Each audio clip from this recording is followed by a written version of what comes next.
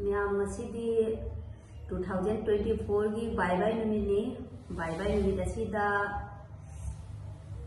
एगी नुपागा एगा ब्लॉग मचा अमा सेमजागे अनो ब्लॉग मचा से अखोइनी गी nga ओइना तौरे nga से पाव ओइना तौरे nga गा अखोइ चोंचाक सिंजु खाबेन अताउबा मा ngariन खा अंगुबा मा हवाई थोंबा मा अदो ngasi अखोइनी चाथारगे मैम जेमो आई नुपासो वाबनी हेलके आई वा हाय भाईजे आई खामेन गी कनो से उलकिसे मैम साबिना ना बको अदि एदी ngasi 31 ni haina ko zum do ram sare zum ne koi isin naw pa cha family oina to re ko si ko adana ma'am so koi na chai base mahau jim boina adogi akogi entertainment hai tare hapitan jing biro ado akoin chai manungda mai kitan sani mujawadi comment hai biro udah comment hai by mini ngasi by mini ना पुंग त्रारी थोई ताबो लेबा तारे अदो नोंगालगदी 2025 की सही अनौबा चंगपसिगा मयाम सु नुंगाई जायफना अना एग्जाउदना नुंगाई जायफबो OYO हाइना इना बोल पिजरी मयाम दसु आई यूट्यूब जेंबा मयाम सु आई चैनल असे जेंबिबा मयाम दसु नुंगाई जायफबा पीरी अदो मयाम मतंग असिदा साक्साबा होजरगे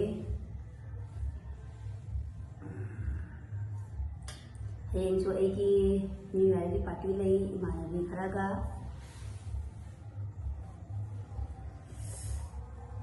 हेंग सो ब्लॉग मा थंगलकनी नो मसीगी अपनी गी nga थोंबसे असिनी बाउ पीस असे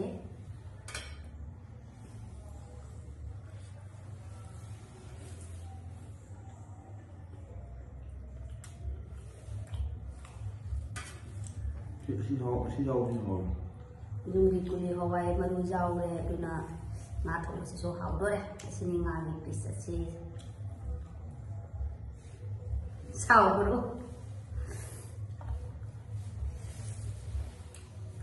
no ta khunju is no wale no tha sai jam jathi yu ru ha Jadi kami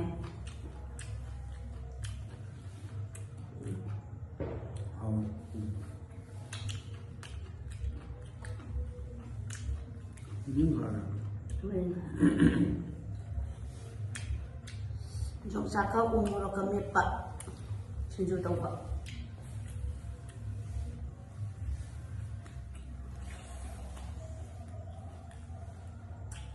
Suka. Ini yang pandang suka.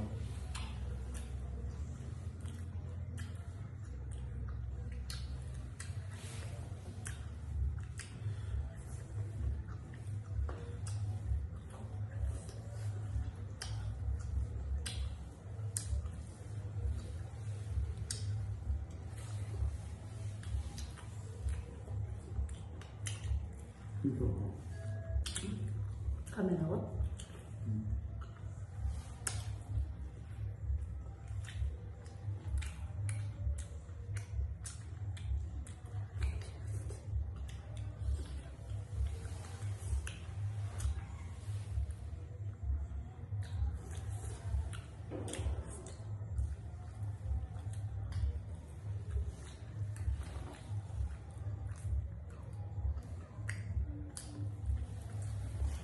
Aku terima yang lagi loh, ngaring kali ini.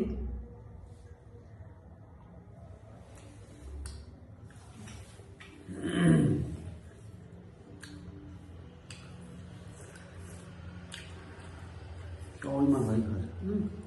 Coi rồi. Hao sao này này quá.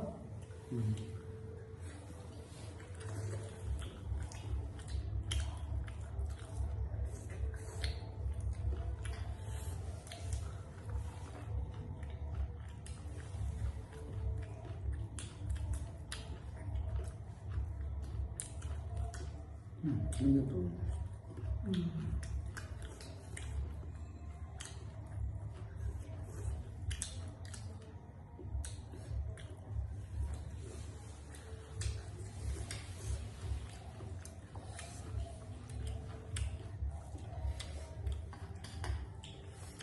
musim tahu. Kusai. Chúng ta cũng phải cái hồng nữa.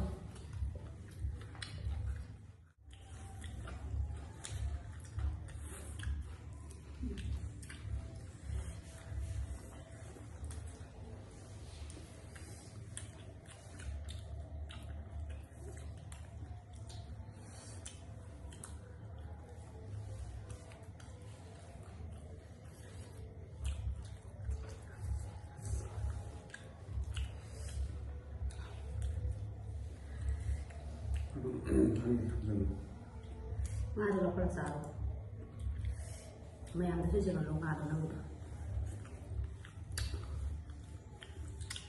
kan saru ya.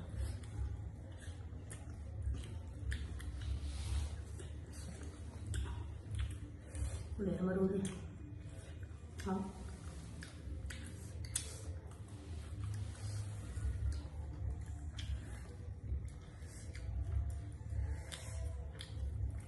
Cũng chỉ sẽ đi xem mà nó bây giờ cả thì làm hậu.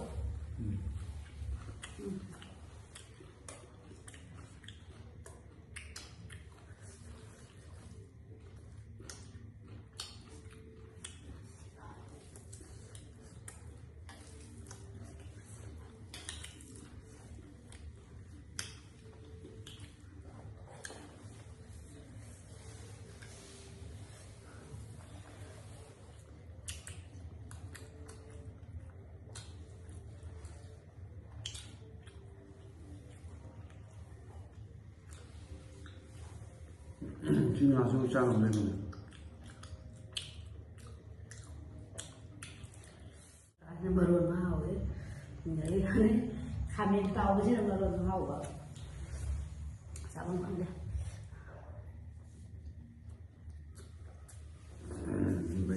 Vậy cái lúa tai gì?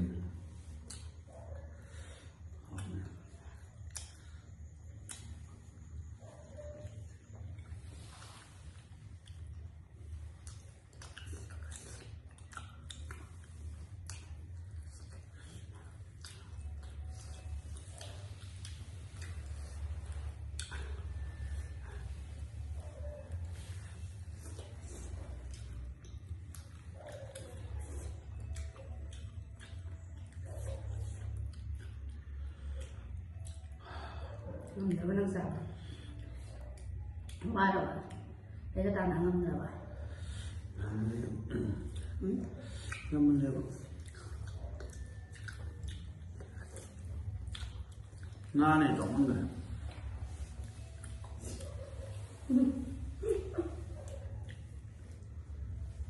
Giống người. Nga đây thì nó ngâm rồi. Mong mang đầu xin học. Được rồi. Tao đi. Đúng.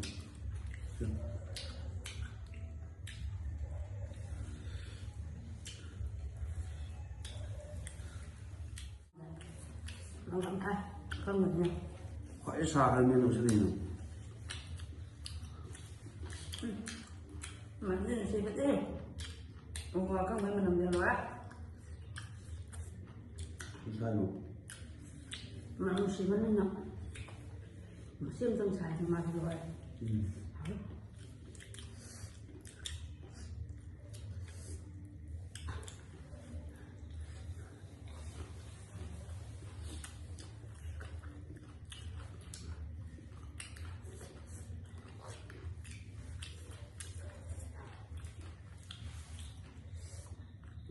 Ini pupuk aja dong sama deh. Nó chọc rồi. Enggak.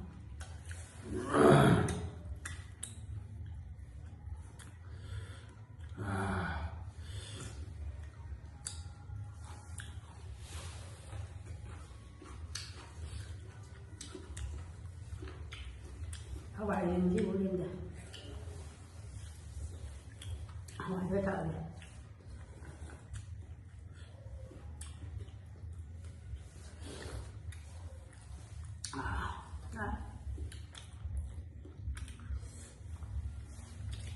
Đây con xem.